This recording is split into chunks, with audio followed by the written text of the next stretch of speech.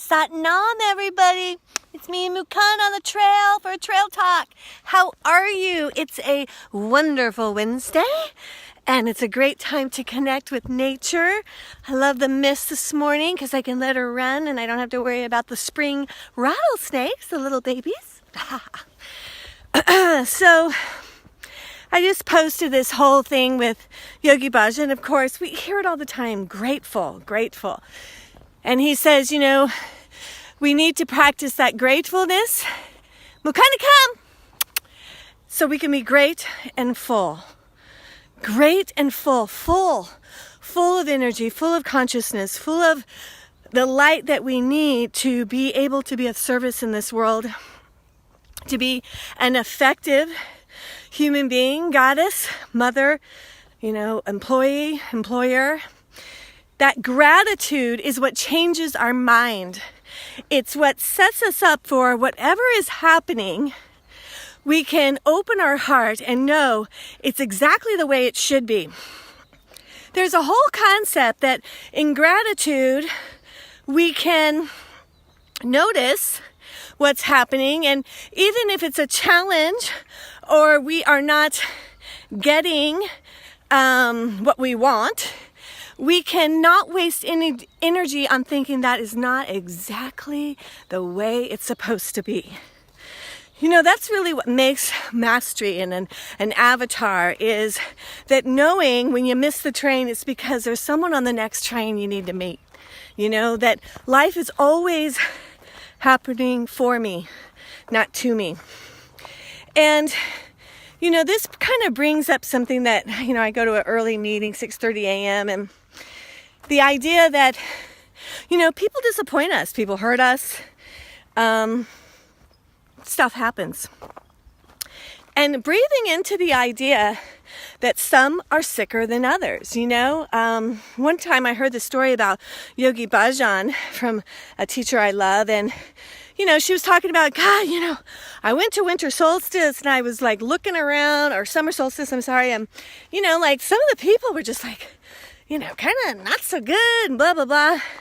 And Yogi Bhajan, he had an explanation for that. Like, where did they start on this path? How do you know that where they are now is so much more elevated than where they used to be? And we don't know someone's inner trauma. And the reason I bring this up is because sometimes, Kundalini yoga, well, it doesn't work, she's still doing this and that and blah, blah, blah. Well, some of us are sicker than others. Some of us, it's going to take us longer. And whether it's Kundalini yoga or being a Catholic or any spiritual path, we are all on this road to soul recovery. And we all have our circumstances, and some of us are more wounded, have gone through more, and it's going to take longer.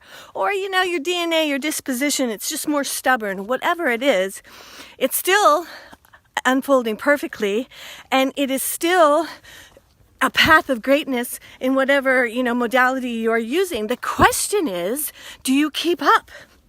Do you not give up on you? Are you grateful for the tiny little steps into the light that you take, instead of, waiting for those big evidence that, you have arrived or you are healed? We reach our destiny one little inch at a time, one step at a time, one decision at a time, one breath at a time. So today's a big day. It's a big day because this day is on the way to your destiny, and destiny is going to unfold today. And Dusty, I'm looking for my little doggy here that's huge and driving me crazy. Anyway, and I'm grateful for her. So destiny is what we are doing in this lifetime. And you are making strides towards it right here, right now. We're coming into the new moon in Aries. This Aries energies is going to give it, the one thing about Aries is innocence. So it's a warrior, but it's kind of like Jon Snow, when Jon Snow, he's sitting in front of, I'm talking about Game of Thrones, when he's sitting in front of, is it Cersei? Yeah, Cersei, that evil queen, and she asks him this question, are you going to come after, I need you to tell me you won't come after me after this is over. And he says, yeah, I can't tell you that. Why? because he doesn't lie. And everybody around him, you know, like, John, just like one fucking lie here and there, it's not gonna, he goes, if I lie, then my words become nothing. And then at some point, I won't know what the truth is. This is kind of an Aries quality, that innocence, like, I'm going to charge forward. And you know, Jon Snow's a warrior. He's a warrior, but with an innocent heart. You know, that part of him that really believes that I can tell the truth and still forge ahead. Innocence is the soul. It isn't jaded. It isn't tainted. It's gone through fucking thousands of years and thousands of lifetimes, and it's still forging forward, that warrior goddess, warrior god energy. That's what Aries is doing for us right now. That's what the new moon in Aries is telling you. Like, don't be jaded with yourself or people around you. I don't care if it's happened again and again, because today may be the day that it totally changes. And you are able to forge ahead because you trust the innocence of your soul. That Aries sweetness, because it's innocent, because it's the first sign.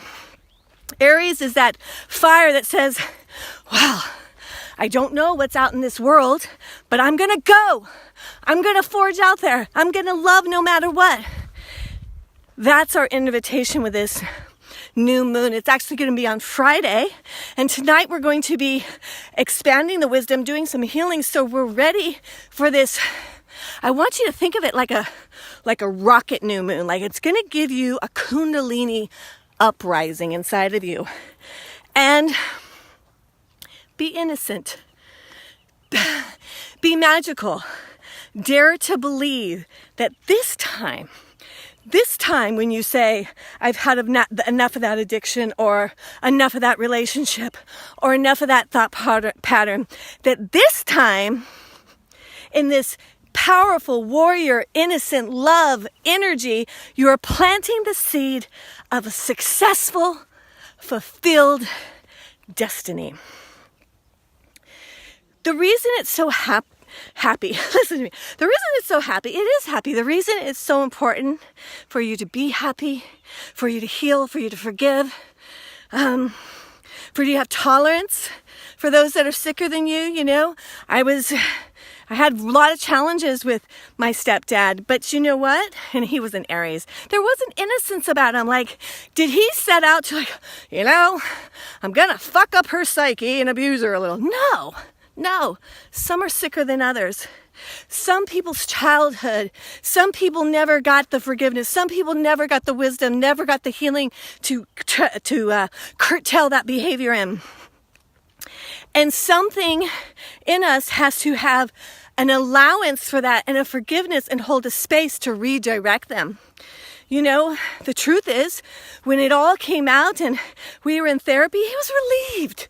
He was like, oh, yeah, that was totally me, and I didn't want to do that. And he stopped in an instant. So forgiveness doesn't mean we don't do that, you know, Aries warrior, like, hey, this is happening. It is not fair to so-and-so or to myself or to you. We need to stop. We forge ahead with that innocence, and we believe that by doing that with love and light, there is a change and there is a healing that is destined to happen. This energy in our lives right now is thick, it is magical, it is powerful.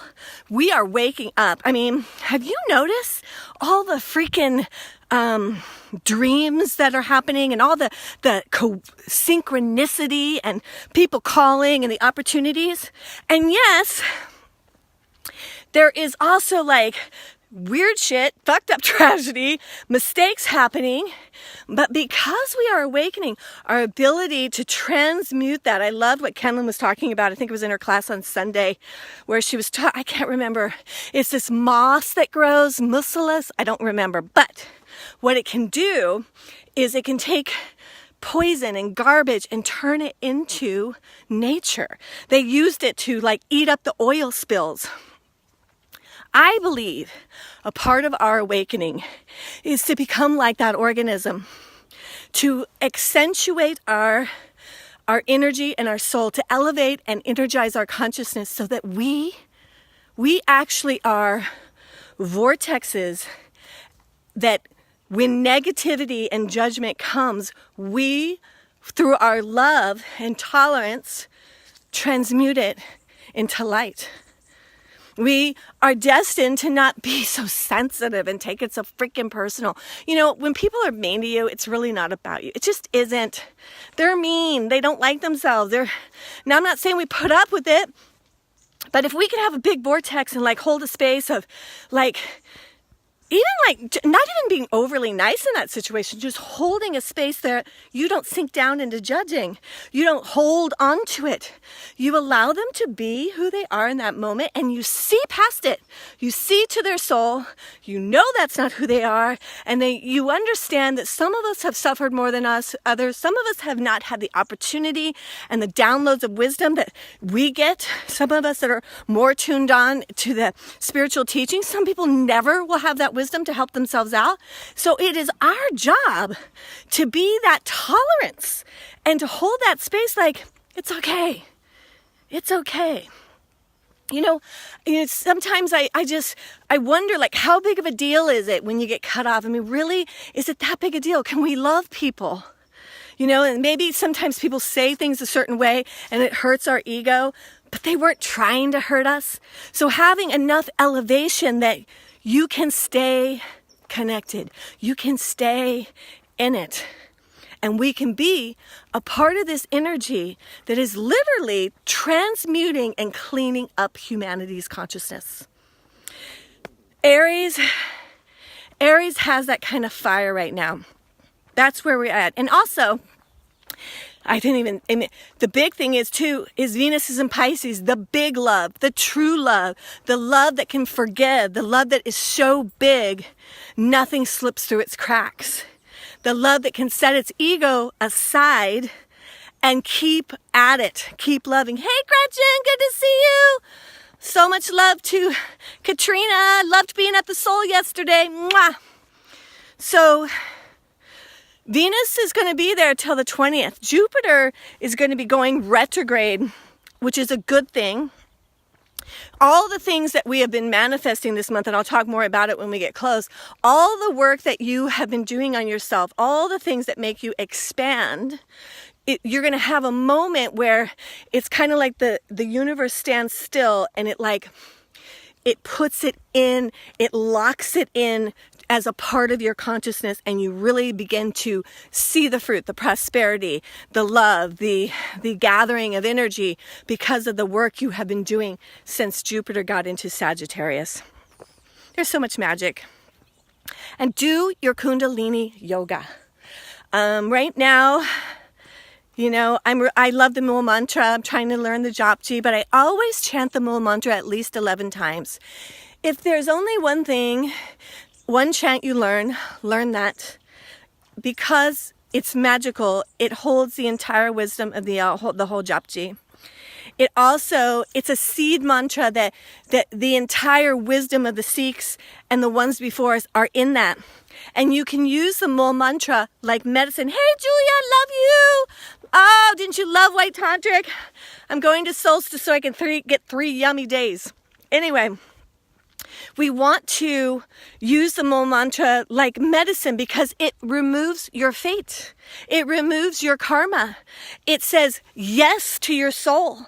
It delivers, it promises it will deliver you at your destiny. When you break down the meaning of it, Ekonkar, Satnam, Karta Purik, Nirbo, Nirver, Akal Murik, Anjuli, Sabhang, Guru Prasad, Jap. Ad Sach, Jagad Sach, Habi Sach, Nanak, Hose Be Sach. It's about remembering that we are one. We are a changeless energy that is connected to the force of God and everything around us. And this force protects us, and we need not ever be vengeful. We need to trust this force because it's bringing us to our destiny. It's bringing us to the gift of the Guru that lives inside you, which is bliss. a energy that is peaceful and energetic and gives you the sustainability to go beyond your ego's dreams and beyond what society would tell you into a realm that only the soul and God understands, which is who you are, and that understanding is yours. I love you. I know, right? It's the bomb. Yes, yes, yes. Mo mantra is the bomb. So I love music. I play it in my car. Those of you that have been practicing, I want you to turn off the music in sadhana if you're still playing it. Chant the Mo mantra like I just did it. It's so much more powerful. You really pronunciate it. You move the face. You hear your voice. You find out what your rhythm is, what it's trying to say to you. Ekonkar, Satnam, Karta Purik, you know? It's like a march. It's like an allegiance, a pledge to the Creator and to your soul. And, if you're, in a rush, say it 11 times. Just go through it 11 times. 11 times is the magic sequence that Yogi Bhajan, when he was giving different purtis in the entire Japji, mine's like the 28th purti, which, I really wanted one about prosperity, but that's what I got. Instead, it was like, if you know God, Marcia, game over. How could I ever think, yeah, but can we just do one like that's with prosperity? I'm so weird like that. Anyways, but I love me, and some are sicker than others. Anyway, I love you guys. Enjoy this week. Tonight, we're really going to have a magical, magical time at the Tower of Light. Beyond working with the new moon and the astrological energies, Mary Magdalene has a really amazing chant that she has, picked out in Kundalini, and a journey that we are going to go on that is really we're going to start preparing for Easter. Now I know Easter is an avatar thing. It's what lots of different avatars in India have done many times. Nanak resurrected, right? It's called the Mahasamadhi. Jesus died. Now, of course, it looks like a murder and all this is going on. That was the people's deal. But he went into that state where he could wake up again. We are going to start working with that energy as we move towards Easter. Easter is not a Christian holiday. It's actually a lunar-ruled vortex. That means that it's always that first Sunday after the full moon. It has everything to do with that connection between Aries and Libra. So Aries is the Christ consciousness. Jesus was born on March 23rd. And before you get all up in arms, it's like, we have astronomy, folks. So if you want to do the math and look at when the Star of David, like we had a Star of David, it's when the conjunction of Venus, Jupiter, I can't remember the other, but anyways, when they're all together, they make like a diamond. Mukunda. So you can go through history and see all the times it came. It wasn't in December. It was in March. So we have this Aries being Jesus Christ. So his Christ consciousness is our blessing. With Libra, always at Easter, that moon comes before, and it is about balancing the energies and healing the divine feminine and the divine masculine and it's actually a romance of the soul. And in that dark 3 days, we go into the place where we can heal our deepest wounds and resurrect. Now, resurrection is different from being born, because you're not going to get a new body. You're going to have to take this old thing and get it back up out of the ground, back up out of the shit of your life, and become alive again. So you are honoring who you are and taking that energy and resurrecting, which is a goddess quality that, Yogi Bhajan said we need to resurrect every day, all the time. And I'll put that writing out. There's a whole thing on Easter and resurrection and Christ consciousness that Yogi Bhajan just really nails this down in the teaching of it and why it's important for us. So we are going to begin this resurrection energy tonight, and we will be following up on it at the full moon Tower of Light on the 19th. And we'll have, of course, a big Easter Sunday, Kundalini style, and I love you, and life is good. So enjoy this day. Be grateful. You know, Yogi Bhajan says this, be grateful. You are who you are. That's the first place of gratitude. You are exactly the way you are. I love you. Love yourself, and let that love be so full it spills over onto everyone in your life today. Sat Nam.